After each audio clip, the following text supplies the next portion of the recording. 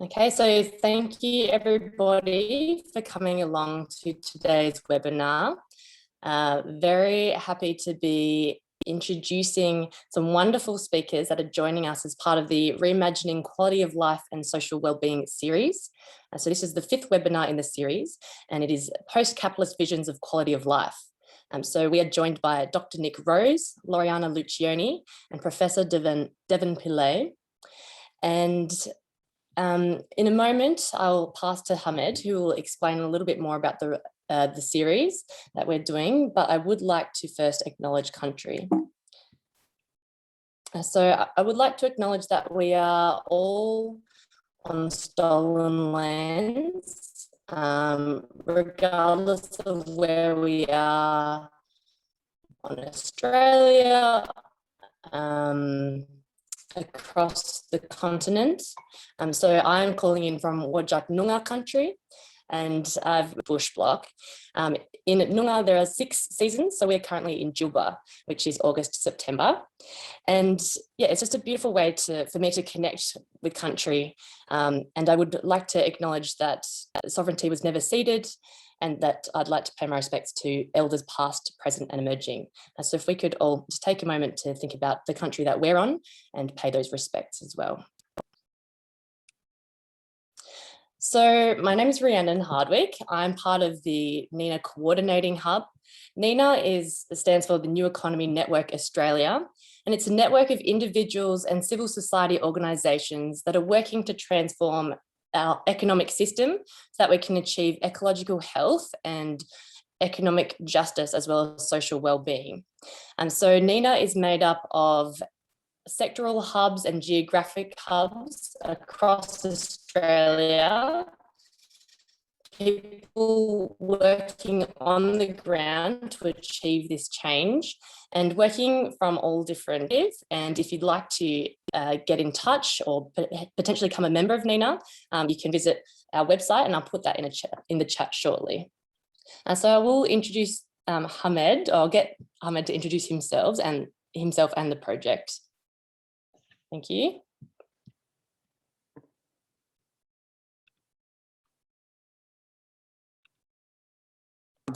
If you could allow me to share my screen, that would be good. Sure. There you go. Okay. Oh, sorry. Welcome everyone. My name is Hosseini from the University of Newcastle. I too wish to welcome our speakers and thank them for joining us to share their views on quality of life. And also wish to acknowledge the Ababakal and Waremi peoples on behalf of my team, the traditional owners of and the custodians of the land on which we work. Their sovereignty has never been ceded. It always was and always will be Aboriginal land. For those who are joining us for the first time, this must be the 5th webinar from the webinar series that we have started together with NENA, in partnership with NENA, on the issue of quality of life, reimagining quality of life, from June 2021. This is a monthly webinar series, and every month or every session is offered under a kind of a subtitle. We bring people from different backgrounds, views, perspectives. We have invited activists, intellectuals and academics from a very diverse range of views and perspectives to share their views and understandings of quality of life. Perhaps we can agree that no time in human history life has ever been under such an assault from many different angles, from the pandemic to the climate change, and this story is going to continue. And this would, of course, it would invite us all to revisit many of our conventional, so-called conventional wisdoms, and to become more inclusive in our views. So that's why we're trying to create a platform, a much wider platform that the politicians and the media are currently, or even the experts like us in the academia, are offering the societies, are offering the communities. So this is again part of a bigger project that not only includes the webinar series as one of the components, but also a national survey of many organizations. Some of them are also invited and involved in the webinar series to explain and express their views. Most of these organizations that we try to map are involved in transforming the society in a very progressive way, politically, economically, ecologically, and culturally. It also includes multiple interviews, which we're looking forward to do soon after the survey is completed, or even before that. Just a very brief introduction of the purpose behind this project. As I mentioned, it's funded by the College of Human and Social Futures at the University of Newcastle, and it's done in partnership with NENA. And the project, through its current national survey, aims to build a participatory platform and process leading to a unifying picture of the initiatives, ideas, movements, and networks that offer viable alternatives to the faltering status quo, and to present this as a compelling case for a wider coordination and support by all the stakeholders. We have, I better to make this a little bit shorter. For those who are interested, we have multiple places that we would like to invite you. In addition to New Economy Network Australia website, the university site also has some web pages. This is the work of Alternative Futures Research Hub that is formed again in partnership with under a memorandum of understanding signed about 2 years ago. And this is one of our projects. Of course, we were looking forward to having more projects, hopefully. If you are again a little bit more interested in more details, you can visit our webpage under the title of Well Living Lab at the University of Newcastle website that explains this project in more detail. And of course, you can see also the list of our very intelligent and passionate and lovely team members there. Also we run another website outside the university bases that is called Common Alternatives. You may subscribe and get news from there, including also the publications by a much broader network of academics, intellectuals, and activists. And finally, I wish to invite you all to participate in a survey. As the participants in our webinars, we don't want just to be the only speakers. We would also like to hear from you. What do you think about quality of life, and what are the greatest challenges to quality of life in this country or all across the world? And share your views through this kind of short survey. I will share the link with you through on the chat room. Also, we will send the link to you together with a link of the recording of this webinar in a couple of days.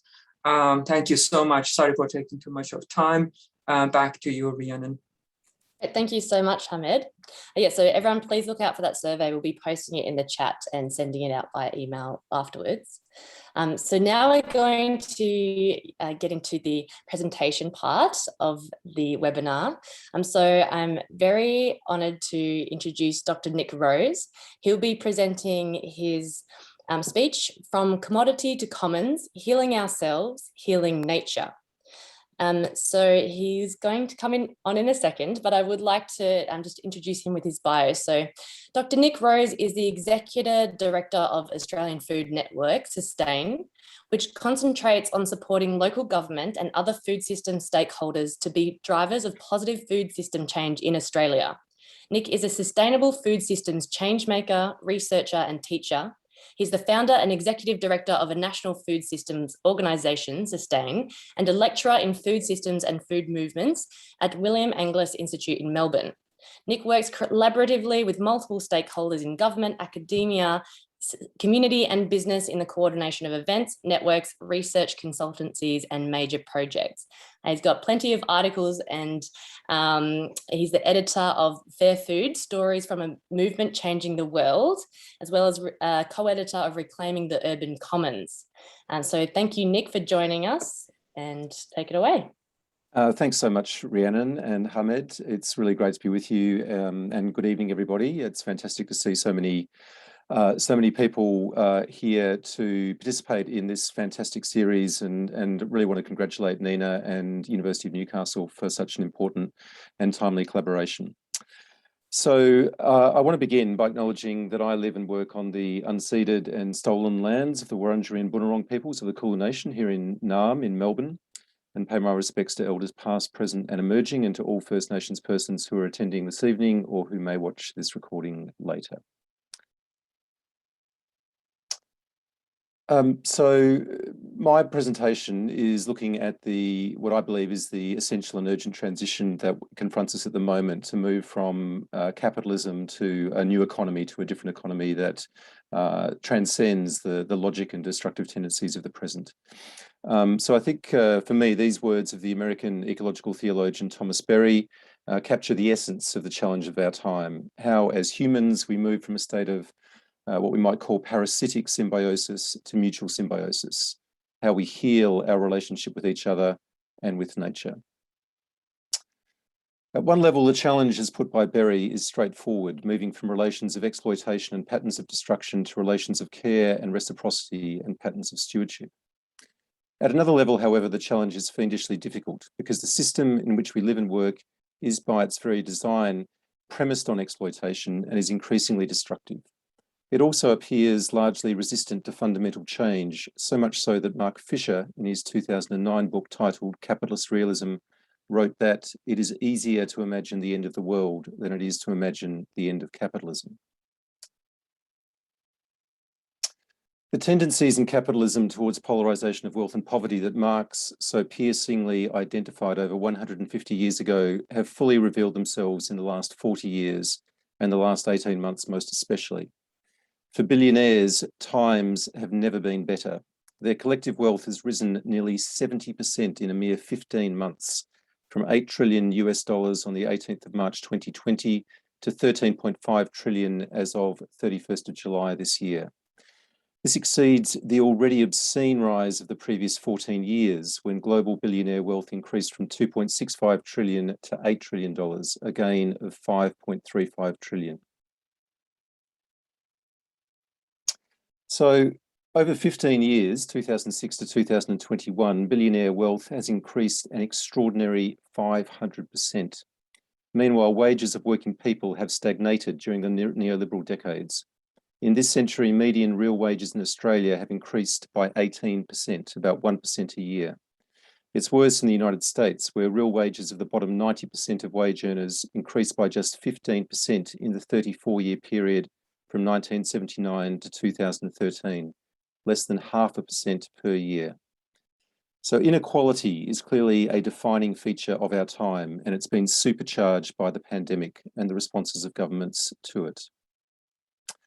So this is the argument that I want to pursue over the next 15 minutes. It has 5 premises. First, that we're immersed in intensifying, accelerating crises. Second, that the root cause of these crises is to be found in capitalist social relations, and in particular, the logic of commodification. Marx regarded the commodity as the cellular form of capitalism, which is why he began his magnum opus, Capital, with the analysis of it. Extending this biological conceptualization to human society as a whole, Canadian scholar John McMurtry argued in 1999 that we had by then reached what he termed the cancer stage of capitalism. Hence my argument's third premise. McMurtry argued that the 7 defining properties of a cancer invasion at the cellular level in an individual human being can also be recognized at the global life organization, and that this is the pathological core of our current disease condition as a species, in quotes. The central proposition is that the exponential and metastasizing growth of capitalism, which takes place via relentless exploitation of human populations and ecosystems, mirrors in all essential respects the behaviour of cancer cells within an individual human body. An essential point for McMurtry's analysis is the inability of the host's immune system to recognise the disease and respond effectively to it.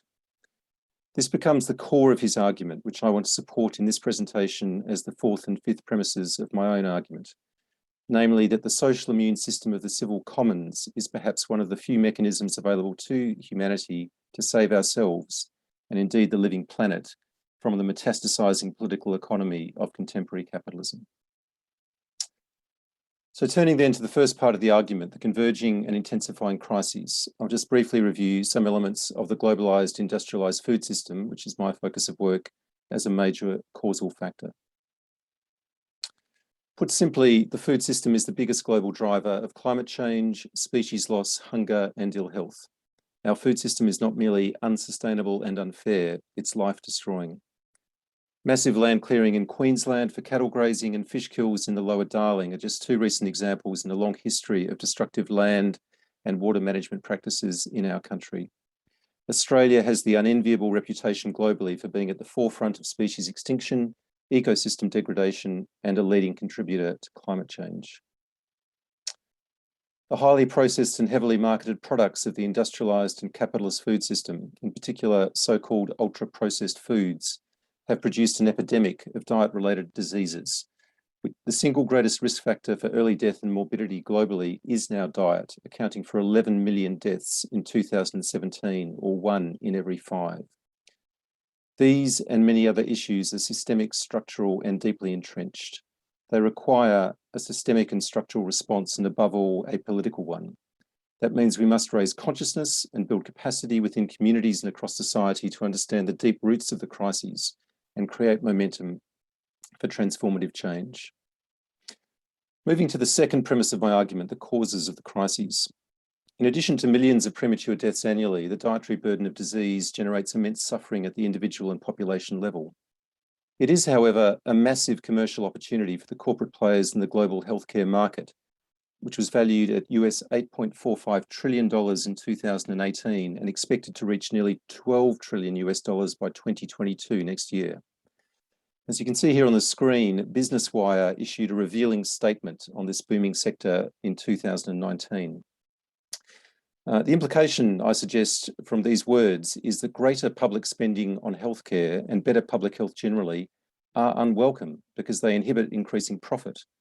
From the standpoint of a commitment to the basic human right to the highest attainable standard of health, such reasoning can only be described as perverse. And yet it is widely accepted as the common sense of industry and financial markets, as well as being reinforced in a directly material sense by highly effective lobbying efforts aimed at inhibiting public health measures that would begin to tackle the crisis, such as a sugar tax. Turning to what Tony Weiss calls the meatification of diets and the global grain, oilseed, livestock complex, we can see how the logic of commodification drives a food and agricultural system that is life-destroying rather than life-enhancing. Argentina, which I visited in 2014 to investigate innovative models of urban agriculture, forms part of the so-called green desert, the vast expanse of GMO soy monoculture that covers most of Paraguay, large swathes of southern Brazil, and 47 million hectares in Argentina itself. The soy is genetically modified to tolerate applications of the herbicide Roundup, the proprietary product of Monsanto, now Bayer. The use of Roundup in Argentina nearly doubled between 1997, when genetically modified soybeans were introduced, and 2011. Due to the huge acreages under cultivation, the herbicide is sprayed from the air by planes. Over time, weeds have become resistant and greater volumes of Roundup have been applied, leading to rapidly worsening outcomes for human and ecological health. So now we arrive at the third premise of my argument, the cancer stage of capitalism. In the early 2000s, residents in areas close to soybean monocultures began reporting a range of health problems not previously observed, from miscarriages to birth defects to new forms of cancer at rates several times higher than the national average. Despite years of protests, research and litigation by doctors and mothers groups who have claimed with substantial evidence that they are being poisoned, the coincidence of commercial interests combined with the Argentine government's dependence on increasing soybean exports has meant that no meaningful action has been taken to regulate herbicide and pesticide use in the country. On the contrary, usage is increasing, with 525 million litres applied in 2018, an increase of over 30% since 2014. The ecological impacts are mirroring the human health impacts, with a 44% decline in beehives between 2010 and 2018, and a 60% decline in honey production from 1996 to 2016. To bring more areas into cultivation, 2.5 million hectares of native forests were cleared in the 9 years to 2009, an average of 821 hectares every day. This is just one example of where the logic of commodification has led, and it demonstrates all too graphically why the cancer stage of capitalism is no mere metaphor. There is a link too between the killing fields of GM soy in Argentina and the emergence of new pandemics such as COVID-19. That link is to be found in the mass expansion of factory farms, which, as Rob Wallace argued in Big Farms Make Big Flu, create ideal breeding grounds for the proliferation of pathogens to jump species and mutate into virulent zoonotic diseases. Now we arrive at the fourth premise of my argument. There is also a link between this industrialized mega agriculture and the climate emergency, with rampant deforestation and methane emissions from factory farming, not to mention the obscene waste throughout the system, all of which is a major driver of climate change. This is why the ceaseless logic of commodification and the relentless expansion of capital accumulation is effectively a death spiral, and why it must be transcended. Proceeding from diagnosis to possible cure and to the final premise of the argument, McMurtry sees cause for hope in what he calls the social immune system of a consciously constructed civil commons of social life organisation and universal goods, upon which the deeper and long-term development of humanity has always depended.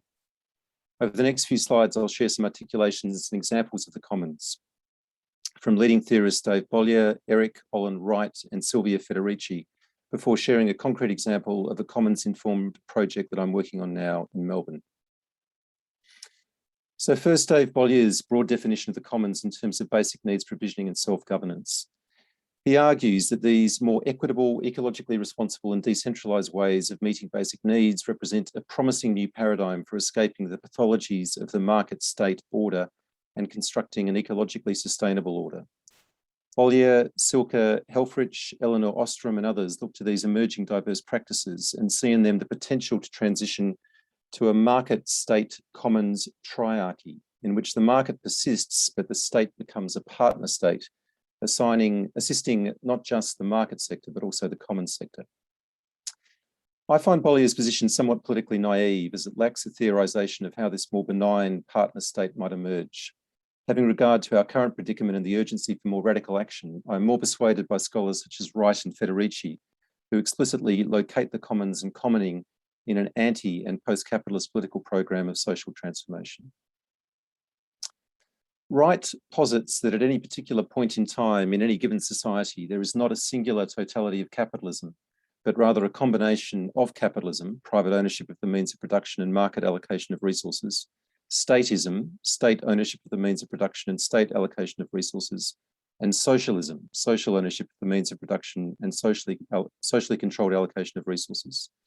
The examples on the screen are, in Wright's view, embryonic expressions of post-capitalist or proto-socialist economic and social forms, which, given the inherent contradictions and tensions within capitalist social relations and a broader conjuncture characterised by the need to take large-scale coordinated action to deal with climate change, as well as manage social tensions and conflicts arising from mass unemployment due to technological change, may over time have the systemic effect of not only taming capitalism, but also eroding it and thus bringing about its transformation.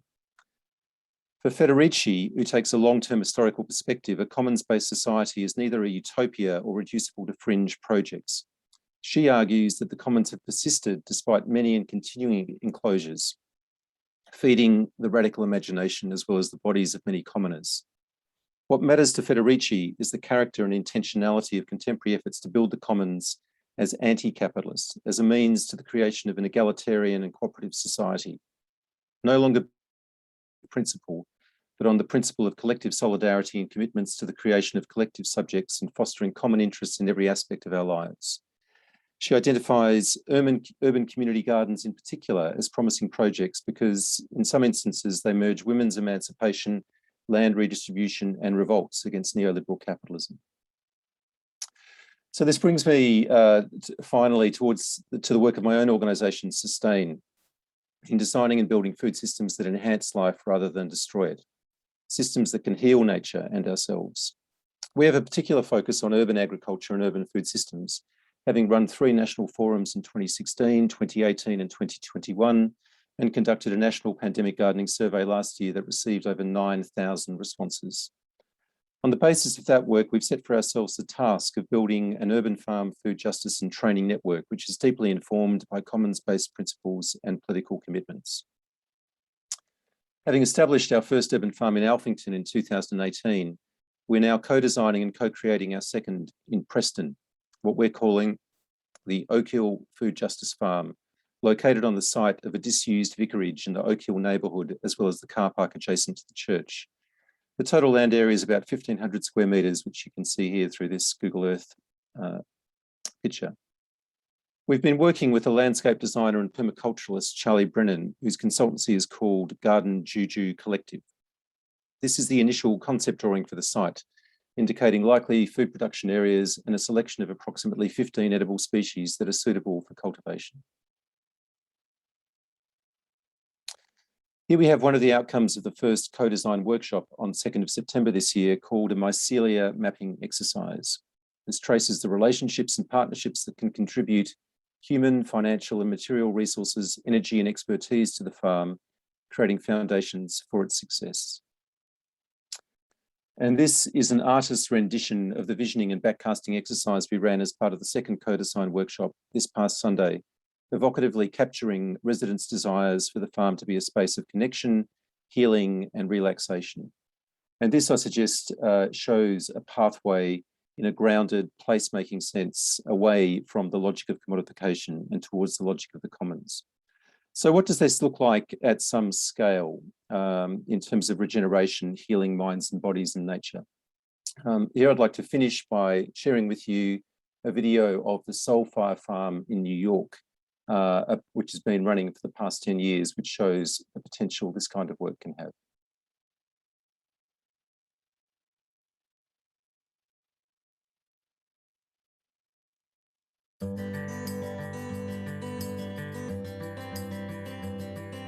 My name is Leah Penniman. I'm the farm manager and founding co-director of Soul Fire Farm in Grafton, New York. Soul Fire Farm is a community training farm that welcomes thousands of people each year to learn Afro-Indigenous regenerative farming methods. Unlike industrial agriculture, which mines the soil and pollutes the atmosphere, regenerative farming actually improves the ecology year after year. We are having a positive impact on the earth, which is a rare thing that you can say in the agricultural world.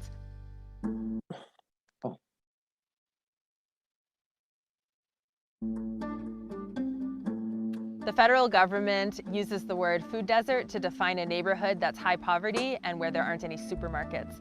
We prefer the term food apartheid. One of the tragedies of food apartheid is that Black, Indigenous, and people of color are disproportionately likely to suffer from hunger, diabetes, heart disease, kidney failure, and other diet-related illness. The good news about using a term like food apartheid, which defines it as a human-created problem, is that humans can also solve it.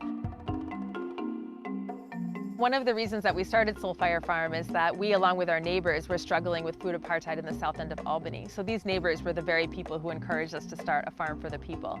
And our Solidarity Shares is the first program we ever created back in 2010. We deliver produce, vegetables, eggs to the doorsteps of the people who need it most in our community at whatever price they can afford. So if you come here on a Thursday, you'll see us bustling with harvest, filling boxes, packing that into the van and getting that out to the people in our community who are experiencing hunger. We also train thousands of new farmers of all ages each year. We teach everything from soil to seed to harvest to market. All of that is infused with historical and cultural lessons about how our ancestors related to the earth and how we can fight for our own food sovereignty and dignity in the food system.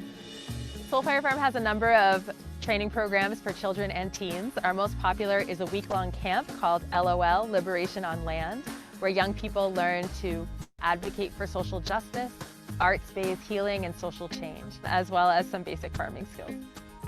Nice. I think the most important thing for young people coming out to the land is seeing what's possible in their own lives. So when they see folks who look like them, running their own business, making change in the community, whether or not they become farmers, they're able to see that it's possible for them to make a positive contribution and for them to live a long, healthy, and dignified life.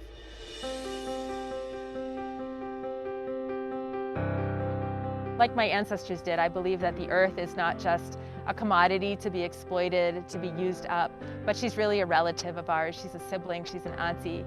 And we treat the earth with that reverence, making sure that everything we do is done with consent, that it's done with care, that it's done with respect. We hope that that type of ecological humility is able to be amplified out and impact the way that we as human beings also interact with one another.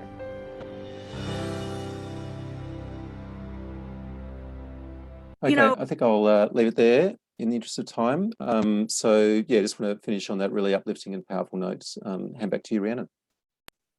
Wonderful. Thank you so much, Nick. That was a really powerful analysis of the cancer stage of capitalism. And yeah, it's really wonderful to see examples of putting the solution of commoning into practice, such as the video that you shared and your work at Sustain. So thank you so much for sharing. So I'd now like to introduce Loriana Luccioni. So we've been traveling now from food systems to universal basic income. Loriana Luccioni will be presenting on post-capitalism and universal unconditional basic income, change the language to shift the values. Loriana Luccioni is a PhD student at the University of Queensland. She has completed her dissertation on the cultural feasibility for the implementation of a universal basic income in Australia. The study findings and conclusions will inform her presentation. She completed degrees in psychology, sociology, and a master in European and comparative social policy at the LSE, where her dissertation on discourse and the construction of human needs in social policies was awarded the 2013 Titmus Prize. Following a brief collaboration as an independent researcher with the Policy Innovation Hub at Griffith University, she has been involved in UBI activism and advocacy in Australia since 2017. She has contributed to the International Palgrave Macmillan series, Exploring the Basic Income Guarantee, and has written and presented widely about UBI from an Australian perspective. Thank you, Loriana, for joining us. Thank you, Rhiannon. Like, it was a beautiful introduction. It makes me look much more clever than what I think I am. I hope I can share and give back some of this. Thank you to the whole NENA network, and particularly this collaboration with Newcastle University. And as Nick said, it's definitely timely, and it's so important that you create these spaces for current and future collaborations. I would like to start my talk by also acknowledging the people, the country where I'm sitting that has greatly inspired my work. And here in Brisbane is the Turrbal and Yugara people, whose land was never ceded. And to pay my respects to their elders, past, present, and emerging, whose wisdom and knowledge is needed today much more than any other time. And I hope that with my talk, I can establish this clear link, why we need to revisit and to add Indigenous ontologies and epistemologies. I know that my talk was going to be specifically on the link between universal basic income and quality of life, and probably devote a big chunk of my time to talk about universal and unconditional basic income. But while some of you might be curious, and I'll certainly have a small description about the concept, the idea, the policy, I also think that a lot of you might probably be a bit fed up with hearing about universal basic income and amazing ripple-on effects on quality of life. You know, all these universal basic income people always bragging about universal basic income. So just to clarify on this point before I really go into my talk, the majority of universal basic income advocates and activists around the world do not conceptualize universal basic income as a silver bullet solution. We do not believe that universal basic income is the pill that will solve anything. And particularly from the progressive side of universal basic income, where I belong, we propose models of universal basic income that work together with what is already developed in our welfare systems and in other kind of public spending. So, for example, we also go hand in hand with the concepts of commons and commoning that Nick just mentioned. And I really need to highlight this because a lot of talk about universal basic income often is taken up by criticism that only a small minority of more conservative basic income advocates propose, which is the retrenchment of the welfare state. So this is not the majority of proposals that you will hear about, listen about in the world, and what I will be talking about tonight. So tonight, the twist that I'm going to give starts from the concept and value of knowledge. And it fits in with previous talks in this series, which have all touched explicitly or implicitly on the relationship between knowledge and the values that we attach to knowledge as making it part of what we mean by quality of life. So let me break this down before I try to establish an initial tentative link, which I am aware might be felt a bit forced, most likely, a link between knowledge, quality of life, and universal basic income. So whether it is known intellectually, which is learned about somewhere, read about somewhere, listened to, or intuitively. So whether we have read about Foucault or whether we have felt it in our guts, particularly to the past 18 months, there is a relationship between power and knowledge. If we take a step from this initial assumption, we also start to see that if power is related to knowledge, then knowledge starts to be a fairly desired value within these sets of values that are in our understanding of quality of life. So what's the next step? Why is it desired? If knowledge is desired, it means that power is desired. But power to do what? What is power? Power with, power over? Since these answers, so the answers to these questions will always be relative and contextual, the best way we have to make this power shared is by sharing knowledge. And it is clear whether we don't live in systems that want to share this power. And this is where universal basic income comes in.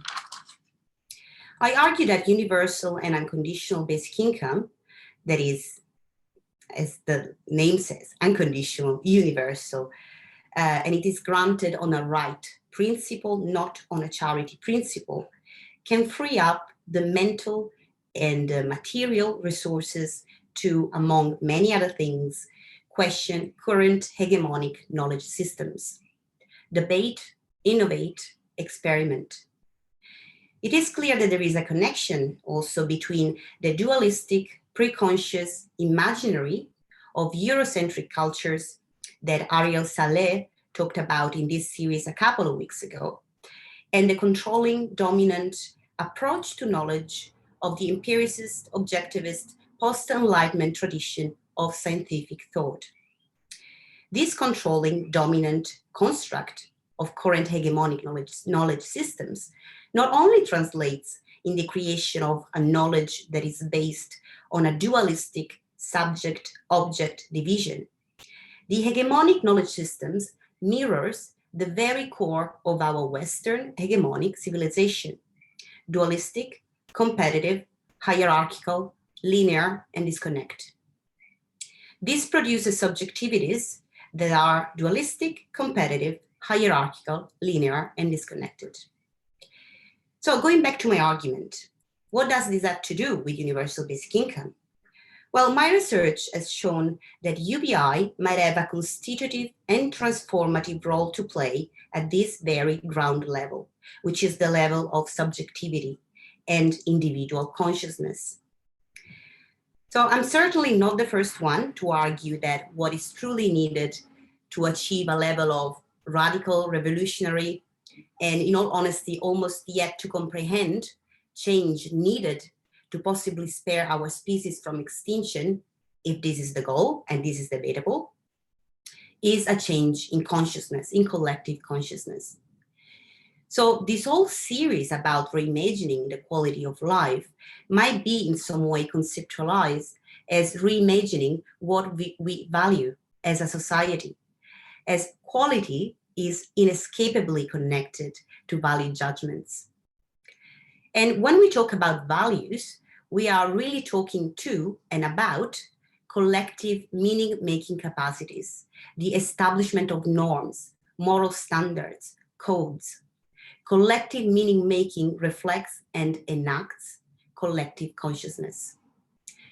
Therefore, as I said, while I'm certainly not the first one to argue for a shift in collective consciousness, I believe I'm the first one to attempt to establish a link between universal basic income and this shift through scientific investigation.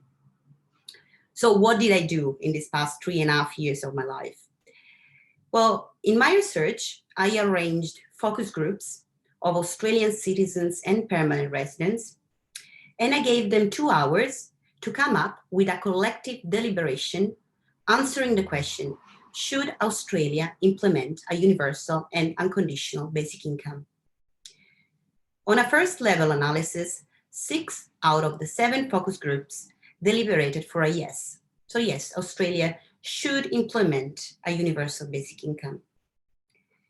However, what I was interested into was to try and grasp why. What are the underlying values, the deep-seated, often unconscious assumptions, hopes, and fears that make a universal basic income desirable or undesirable? So I ran a thematic analysis and then a critical discourse analysis of all instances of meaning and value negotiations during these deliberations. And I looked for frames, which are the cognitive meaning-making tools that we use to organize, categorize, explain our reality as human beings. So there are 11 underlying frames that emerged that make a universal basic income desirable according to my data. And I'm just going to list them to share them with you now. The first one is happiness is relational. Number 2, generosity precedes reciprocity, which means that an act of giving precedes any expectation on return. Number 3, a right to be. Number 4, self-worth is acquired through contribution. Number 5, psychological security, which is that deep-seated ontological human need for safety and security, is essential to individual, social, and ecological flourishing. Number 6, human flourishing relies on the collective trust in individual sense and enactment of autonomy. Number 7, risk-taking attitudes rely on the collective trust in individual sense and enactment of autonomy. Number 8, mental and physical health are interdependent. Number 9, mentally and physically healthier individuals make socially and ecologically healthier and eventually more productive society. Number 10, the recognition of equality of human intrinsic value makes for healthier and more cohesive societies. And number 11, reciprocity between individuals' moral duty to contribute and government's moral obligation to ensure fairness and sustainable use of the commons. So these were the underlying cognitive frames that emerged out of my 7 focus groups discussions. Now, to unpack and analyze this, it would take a whole other series of seminars. And of course, I go in depth and explain and dissect all of them in my book. But here, what I want to focus on is the meta values that underpin these frames. And the meta values are interdependency and compassion, unconditionality, self-worth and trust in autonomy, health, cohesiveness, fairness, sustainability, reciprocal recognition, and economic benefit. Universal basic income is therefore not desired as an end in itself. It is desired as an instrument that allows for these meta values to underpin and inform a different social imaginary, what we might call a post-capitalist social imaginary, one shaped by humanistic and paternalistic discourses. In essence, universal basic income could allow for what Hude has termed a caring revolutionary transformation, a shift in collective consciousness that repositions the centrality of care for one another, caring as a collective at the heart of society. In other words, by not conceptualizing UBI as sufficient on its own, we see an articulation of paternalistic and humanistic discourses, a recognition of humans as an interdependent species that is both universal, therefore coming from a humanistic discourse, and common, coming from a paternalistic discourse. By understanding autonomy as relational, therefore dependent on the relationships with others and society at large, the apparent opposition between responding to vulnerability and promoting autonomy dissolves, like has been argued by Katrina McKenzie as well here. UBI represents the possibility to overcome paternalistic and coercive interventions that encroach on a sense of self and critical autonomy within our welfare systems, while acting and at the same time, in fact, avoiding falling in the myth of the self-sufficient, independent, rational actor. That said, if this is the UBI we want, it's the story that we tell. How do we talk about universal basic income? How do we frame it? It needs to be framed accordingly to these meta values. It needs not to fall in the trap of a defensive strategy that tries to justify universal basic income implementation on economistic terms.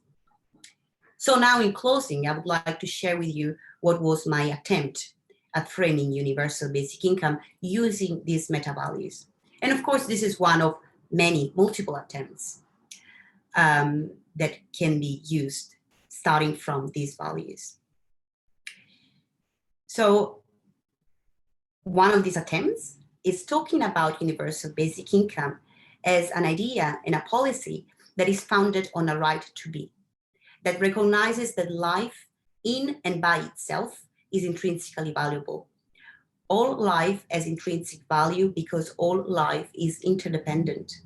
In other words, there is mutuality of dependence between lives, which in turn implies that if one individual life is not recognized as valuable, the value of the collective life is questioned.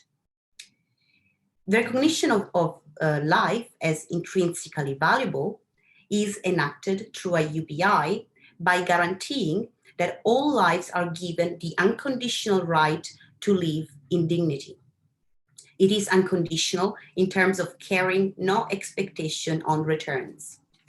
Giving without expecting returns and reciprocation means being able to enact selflessness, which in turn relies on human capacity for empathy and compassion.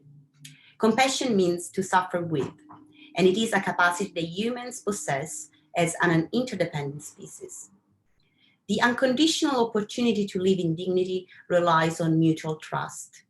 It is a trust in fellow humans' capacity to achieve critical and relational autonomy. Critical because autonomy is at the basis of developing a sense of self, meaning, and direction. Relational because autonomy itself cannot be understood or expressed if not within complex webs of social and personal relationships. To be autonomous does not imply being independent from these complex webs of social and personal relationships, as we are an interdependent species. To trust fellow humans' capacity to achieve critical and relational autonomy means that we forego judgments on how that autonomy is achieved. Interdependence between each other and essentially on the whole ecosystems implies the end of a model of growth, productivism, and extractivism that endangers the existence of all life species on this planet. So to frame universal basic income in terms of these meta values, interdependency, compassion, trust, critical and relational autonomy, unconditionality, and reciprocal recognition, shifts the current hegemonic social imaginary radically. It demands the nature of human life and its needs to shift from exploitation and extraction to care and regeneration, from suspiciousness to trust, from conditionality to unconditionality, from independence to intermittent dependency and vulnerability, to rebalance selfishness and selflessness, self-interest and altruism, rationality, emotion, and intuition, to afford compassion and empathy. I am very aware that such framing exercise, this framing of a policy that has acquired global relevance, in talk at least, might look daunting. This is why very few people are approaching universal basic income in these terms, and all try to justify it pretty much in economistic terms, or to automation terms, which are still economic deterministic ways. However, it is beyond doubt, I believe, that a shift in consciousness of the magnitude we are talking about cannot avoid hegemonic struggle. So this is my conclusion. It was very intense, but this is pretty much what I wanted to say in my 3.5 years research. So I'm glad I was offered this platform to share it with you. Thank you so much. I forgot to do this with Nick Rose as well, but if everyone could give a little applause, or you can use your reactions on Zoom. Thank you so much, Loriana, for giving us insight into your research and your beautiful framing of the progressive UBI through those meta values. Thank you so much. So next we'll be turning to Devan Pillay. So his presentation is Marx meets Buddha, Ecosocialism, Wellbeing and the Pursuit of Happiness. Professor Devan Pillay is based in the Department of Sociology at the University of Wits, South Africa, and is part of the Global Labour University Network. A former political prisoner, editor, government official, and trade unionist, Devan has published on a wide range of subjects, including trade unionism, politics, post-growth development, and environmental Marxism. Thank you so much for joining us, Devan. Thank you. Yes, I'm very happy to be here. And what happened to my presentation? Can you see is it sharing? It's not loaded yet. Perhaps you could try my again. Goodness. Let's try that again.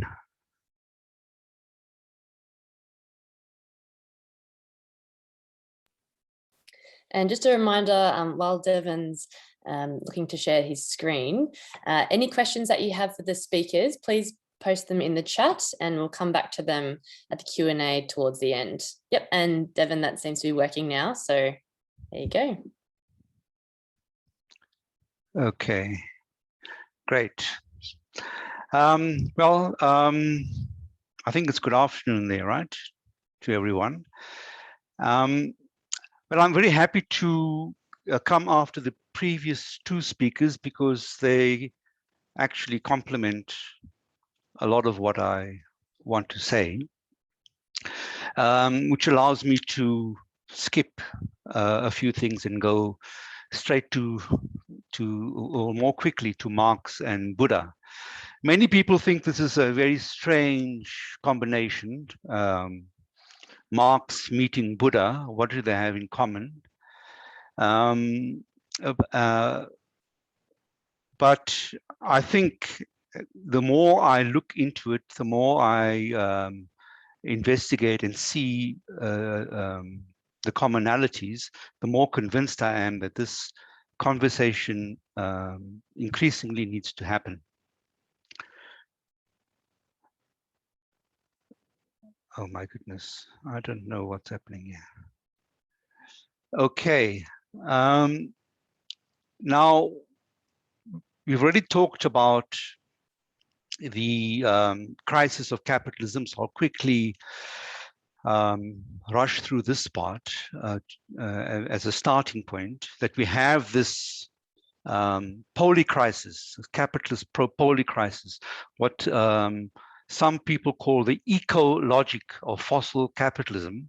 And eco has two meanings, or derives from the same word, the Greek word oikos, the economic and the ecological, which capitalism has torn apart, and we need to bring that back together again.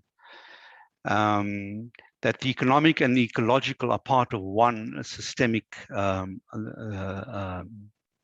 issue and one systemic crisis, polycrisis, based on unsustainable compound growth, incessant production and consumption, and accumulation for the sake of accumulation, which is the motive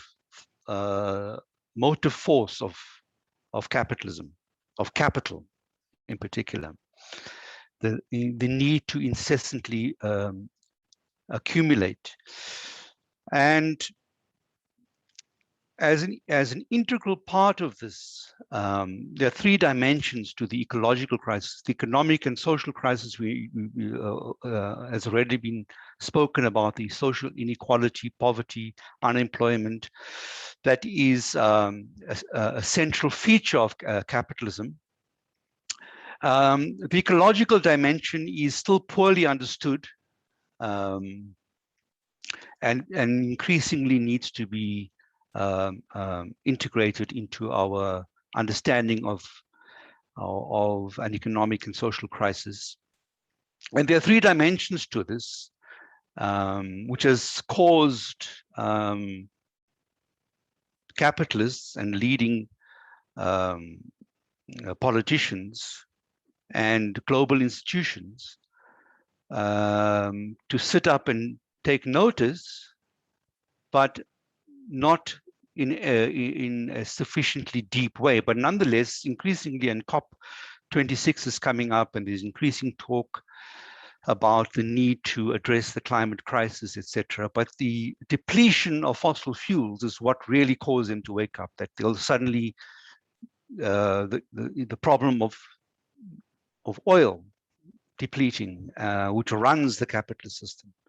But it's not just the climate crisis, it's a much broader resource crisis, overfishing, deforestation, etc., which I'm sure all of you are very familiar with.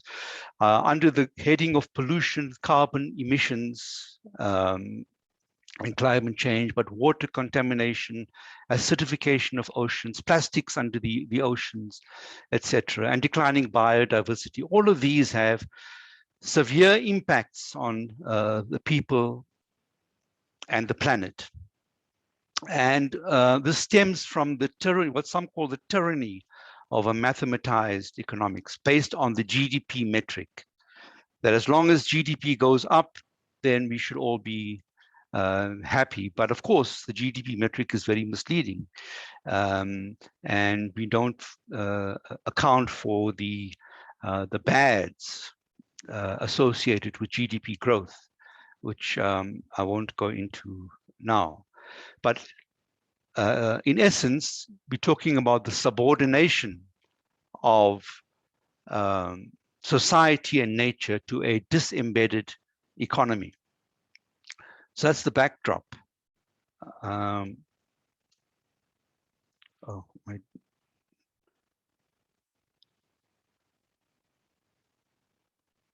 Okay.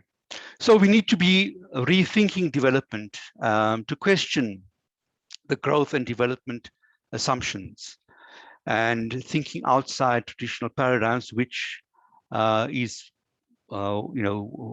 what this new economic network is doing, and there are various schools of thought around that. The one that I'm particularly interested in, well, there are two. There's a rise of an ecological Marxism and ecosocialism, which is related to that, but not ecosocialism. Includes other paradigms. The ecological or anarchist paradigms, as well as the Marxist paradigms. Moving out of the 20th century Marxism to a new 21st century Marxism that is a democratic, ecological Marxism. But parallel to this, and seemingly there doesn't seem to be a real conversation, is the happiness and well-being perspectives. I've been to Bhutan, for example, and I'm very interested in the gross national happiness perspective. Increasingly, the discourse seems to be, or the preference seems to be, to talk about well-being rather than happiness, because you have these pop happiness surveys which are misleading and don't really go to the depth of what happiness means in the Buddhist and the Bhutanese concept, which is a developed, the gross national happiness index is a well-developed methodology with a whole range of indices, and it's not this pop happiness type of perspective. And given that deeper holistic framing within the gross national happiness perspective, one is led to ask, is there common ground between the ecological, more explicitly anti-capitalist perspective, the eco-socialist perspective, or the ecological Marxist perspective, and what tends to be not necessarily explicitly anti-capitalist, but anti-globalization happiness perspectives. But if you look closely enough, you'll see that by anti-globalization, it's a critique of global corporate capitalism. And embedded within that is a strong anti-capitalist sentiment. So there ought to be common ground. When I went to Bhutan, though, they did not immediately see that common ground, but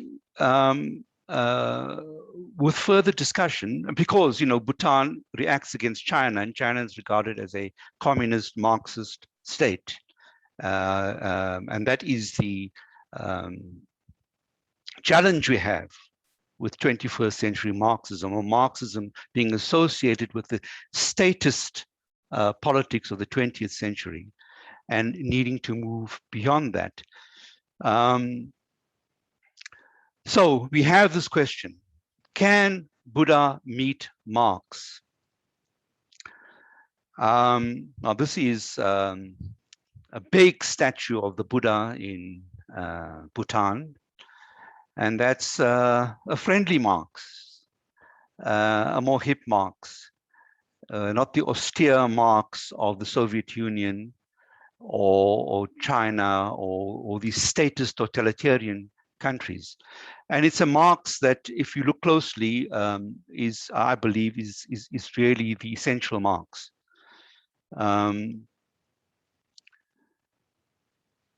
Now, for many of us, we question whether there is this commonality because of this, because of particular understandings of Buddhists or Buddhism and Marxism as being unhappy bedfellows. And you'll notice I talk about Buddhists and Marxists as opposed to the Buddha and Marx, because Buddhists and Buddhism have given a particular interpretation in the real living Buddhism, and very often it is seen as removing oneself from worldly cares, yes, in harmony with nature, but a lot of it, the practice of Buddhism was embedded in feudalistic social systems, patriarchal and feudalistic social systems over the centuries.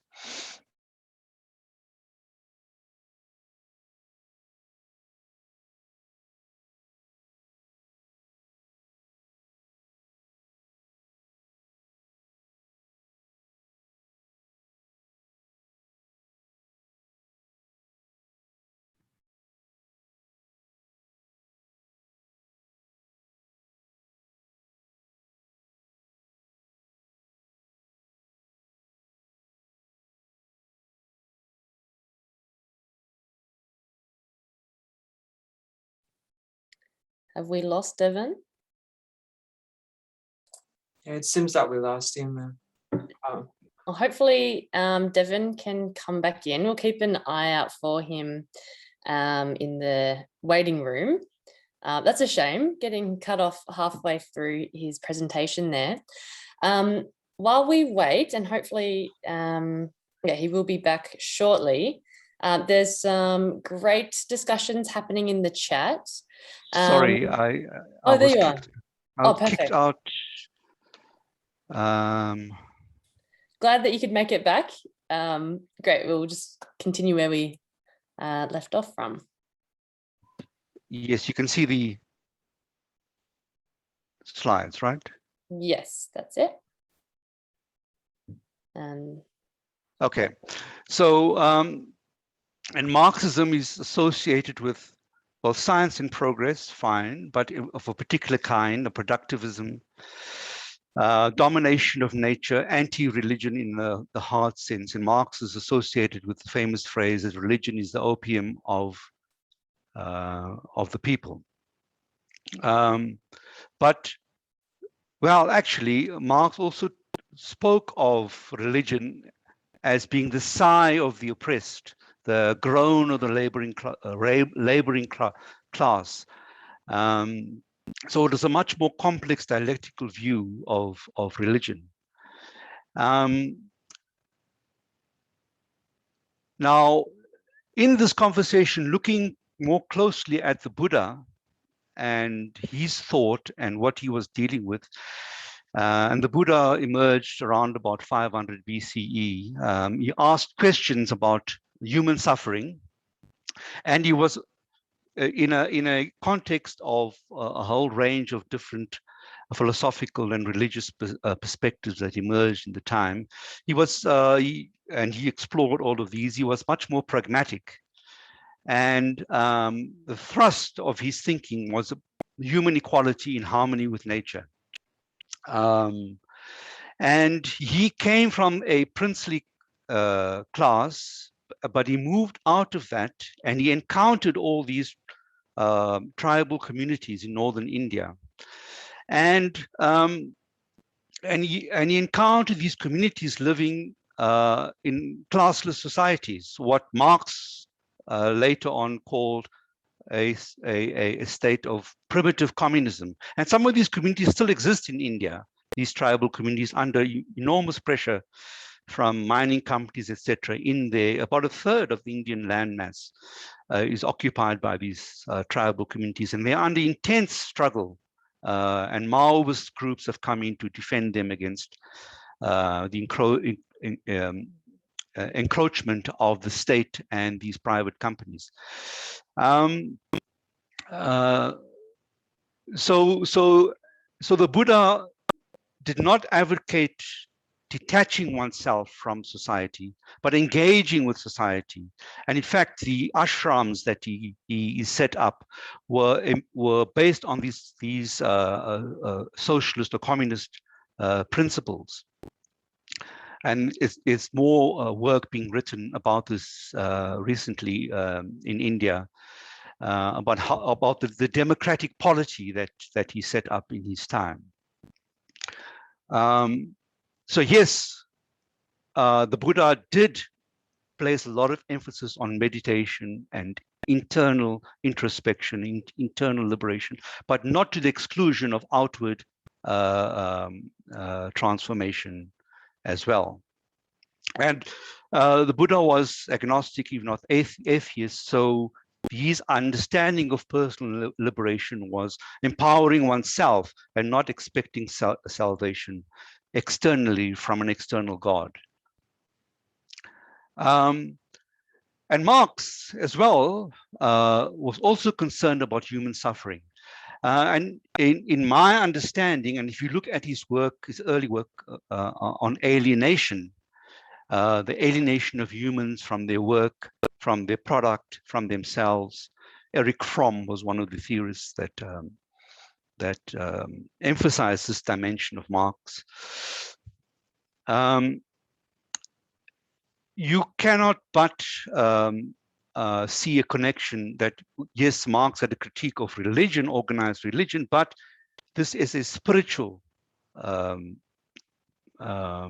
understanding of human relationships and human connectivity, as well as humans' connection with nature. Marx wrote a lot about the metabolic rift between town and country, the metabolic rift between humans and nature. And even in the Communist Manifesto, right at the end, he talks about the need for this metabolic restoration, which Marxists in the 20th century completely ignored or misunderstood, except for very few.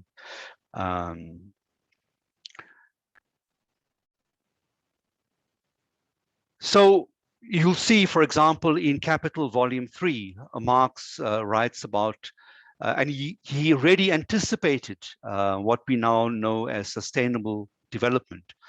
In the 1980s, the Brundtland Commission talked about this sustainable development as the need to preserve nature for future generations. But Marx was writing about it already in the 19th century. Even an entire society are not the owners of the earth. They are simply its possessors, its beneficiaries, and have to bequeath it in an improved state to succeeding generations as Bonapartes familias, good heads of household.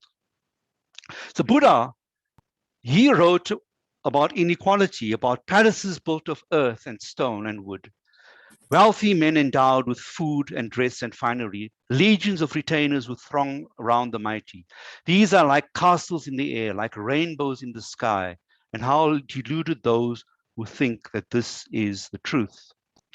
Now, the spiritual leader of Tibetan Buddhism, the Dalai Lama, who I'm sure you all know, calls himself a Marxist. He says, of all the modern economic theories, Marxism is founded on moral principles. It is a concern with the working classes, those who are underprivileged and in need. And Marxism cares about the victims of minority imposed exploitation. And on a number of occasions, this is a quote from 2011, but this year you repeated this. As far as socio-political beliefs are concerned, I consider myself a Marxist. I mentioned this to my colleagues in Bhutan, and they didn't know, which surprised me, because Bhutanese Buddhism derives from Tibetan Buddhism, but they didn't know about this quote from the Dalai Lama, at least the person I spoke to.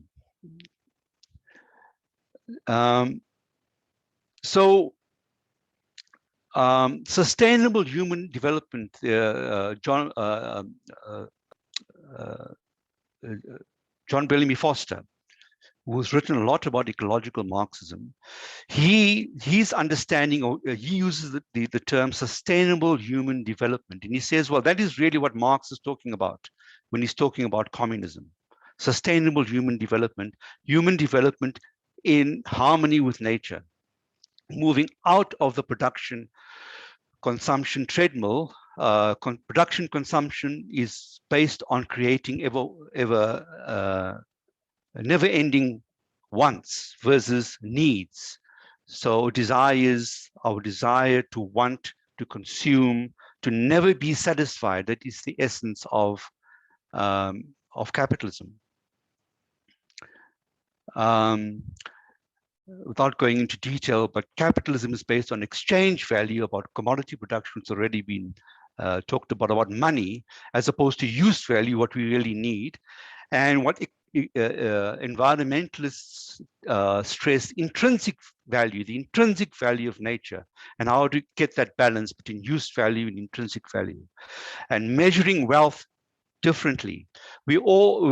Capitalism encourages us to be a middle-class American, right? The consumption pattern of the American dream, which is based on a middle-class American. And if we all consumed to that extent, if the whole world is consumed to that extent, we would need 5 planets of resources to sustain such a materialistic standard of living. So you're all familiar with the famous saying, live more simply so that others can simply live. So a balanced global development based on degrowth of the industrial north. Well, maybe you guys are in this physically in the south, but you're part of the north, and green growth in the rest of the world, like in Africa, South Africa, Latin America, Asia. And we need to find a way to have green growth that is not the capitalist green capitalism. It is being promoted now increasingly in COP26, Biden, etc. They've captured the Green New Deal type perspective and watered it down into a capitalist framework, a narrow capitalist framework, not a substantive framework. So beyond a certain level of material comfort, is material wealth more valuable than clean air, clean water,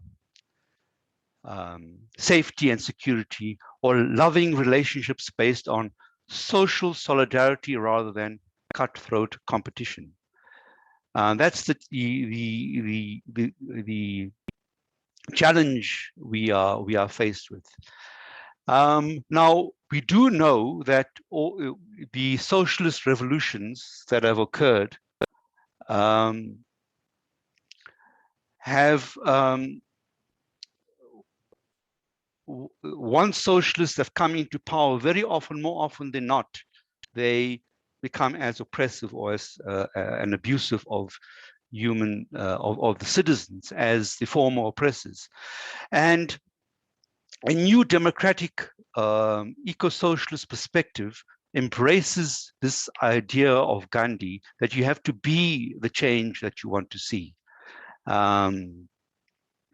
Rick Turner was a South African political philosopher who was also the inspiration behind the re-emergence of the democratic trade union movement in the 1970s, and he was assassinated by the apartheid state. And he talked about the necessity of eclectic thinking and utopian thinking. And is this eclecticism that one is promoting? And the need to combine the inner and outer revolutions, inner within ourselves and outer societal structures. The Buddha's meditation path combined with Marx's critical method and radical political action, and breaking down these walls between these different schools of thought, the happiness, well-being perspectives, and the eco-socialist thinking and practice, and how to build a new counter-hegemonic alliance. That is the challenge that we are faced with. And just to conclude with some quotes that within the religious perspectives, and if you think of religion as being the sigh of the oppressed, although they became oppressive institutions, once they just as Marxism became an oppressive institution, the socialist thinking in all religions is evident.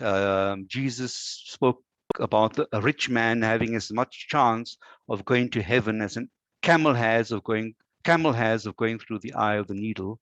Pope Francis talks about, as long as the problems of the poor are not radically resolved by rejecting the absolute autonomy of markets and financial speculation, and by attacking the structural causes of inequality, no solution will be found for the world's problems. And Gandhi's famous quote, "The world has enough resources for everyone's need, but not everyone's greed." And finally, Evo Morales, even though he has strayed off this path, this quote of his remains inspirational, an eco-socialist perspective at showing that happiness is eco-socialism, eco-socialism is happiness.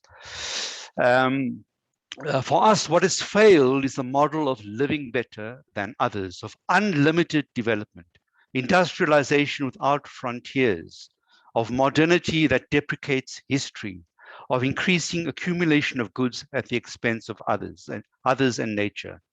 For that reason, we promote the idea of living well. This was mentioned before, bien vivir in Spanish, I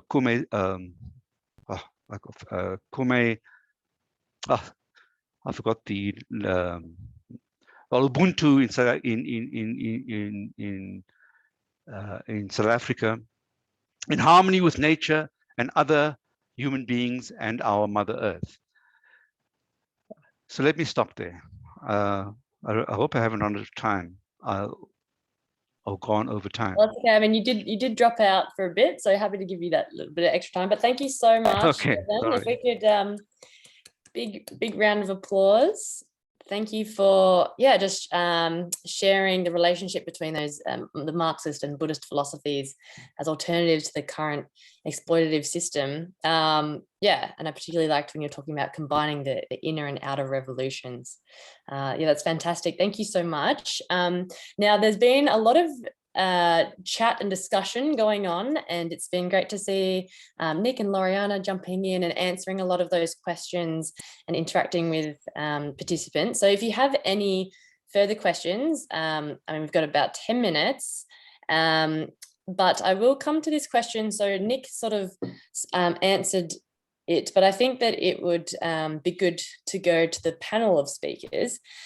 So John put in the chat earlier, if the state takes a larger role and aiming for greater land control and equality, presumably we would need to be very strong on supporting democratic principles and accountabilities to avoid or mitigate the totalitarian tendencies or outcomes of many communist socialist systems in the 20th century, and lessen wasteful or environmental neglect side effects. So Nick talked to this a bit. Nick, did you want to maybe give your response, and then we could turn to the other speakers as well? Sure. So I think the response that I gave was really about the the need to, I think it's about priorities. I mean, I probably want to kind of like boil down my sort of points and my thoughts on this. I think it's about the priorities that we establish for ourselves as humans, in a collective, and that's ultimately what politics is about, really. And it comes back to the point that Devan was making about buen vivir and oikos, those kinds of philosophical issues as well. The shift that needs to happen is to prioritize human and ecological health, but that needs to be done, and I guess this is the other point, that needs to be done holding fast to democratic principles in which these decisions are not reserved to a small minority, as is so often the case at the moment, but that we make democracy and the struggle for democracy absolutely central to everything that we do. Thank you. Loriana, would you like to add to that? Yes, well, it's a core question of democracy that really touches on all of our contribution here, and particularly from a universal basic income perspective, because I do understand, as an advocate of universal basic income, that this implies a fairly strong centralization in some ways of some form of central government. And of course, there have been worries raised about different turns to authoritarian and undemocratic rule. Therefore, talking about my topic, universal basic income, but this applies to any other innovative ideas in the context of democracy. It's really having, like, forming governance structures which are decentralized, although you may have some central point, like in the form of a government. And in universal basic income, what it's often argued, like what it's proposed, is to have sovereign wealth funds. So it would be funds that are outside of the influence and power of current government. The point again, how do you construct the governance of these funds? And it's an ongoing question. I do not have the answers. Like we can see what is going on and therefore say, okay, we don't want to repeat this. But then it's actually then in implementation, how do we want to protect democracy? Thank you. And Devan, did you have any comments to add? No, I fully support the point about democracy being a critical question, a participatory, radical participatory democracy. But drawing, for example, on the Kerala experience, Kerala is a state in India, there's no, and I have this debate with my anarchist friends who want to abolish the state and political parties, etc. But Kerala is a very interesting example of where you can have both top-down and bottom-up, a synergy between top-down and bottom-up, and the top can actually ignite energies from the bottom and vice versa. So I think we need to, have that more dialectical approach to these questions. So I agree with the need to problematize and think these things through without having and this can be worked out in practice rather than being dogmatic about it. Great, thank you. I think all the other questions actually got answered in the chat by speakers throughout the talks. Now, there have been questions from people about your works. So someone's asking, Devan, where can we read more of your published work? I think the similar question was put to Nick earlier and Loriana. So for everyone listening, we will compile a list of books and papers, if you like, and we can share that on the website where we are storing all of these recordings. Now, I'm just going to invite Hamed to just do a final wrap up. And yeah, thank you, everyone. If you do have any final questions, we could potentially put those to the speakers via email, but otherwise I'll get Hamed to do the final wrap up. Thank you. Oh, thank you, Rhiannon. I don't have much to say. We only have 2 minutes, right?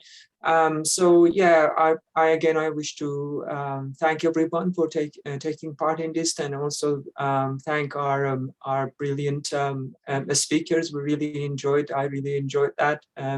Hope that this conversation will continue.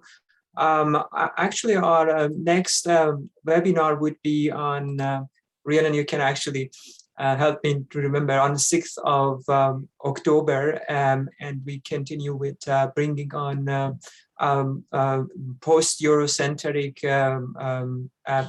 perspectives. Also, we have a speaker who would share their views about the degrowth, the quality of life from a degrowth point of view. Also, we have a Buddhist intellectual contributing to that webinar, and you may remind me of the third person.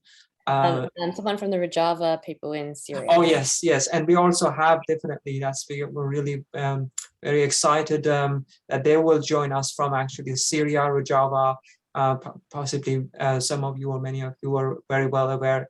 It's an ongoing project that people under very serious situations, very dire situations, are trying to pursue as pursuing their own ideal views. So again, thank you everybody, and also please don't forget to fill in our survey. I shared the link, and we will send the link again to everyone. Thank you. Thank you so much. Thank you, Hamed. Thank you, Loriana, Nick, Devan. It's wonderful to have you. And thank you to all the people that came to listen today and join in the discussions. And have a good evening and good day, Devan. Thanks, everyone. Thank you very much. Very nice. Thanks, good everyone. Good to meet all of you. Likewise. Virtually. Yeah. Stay well. Stay safe, everyone. Bye-bye. Bye. Bye. Bye.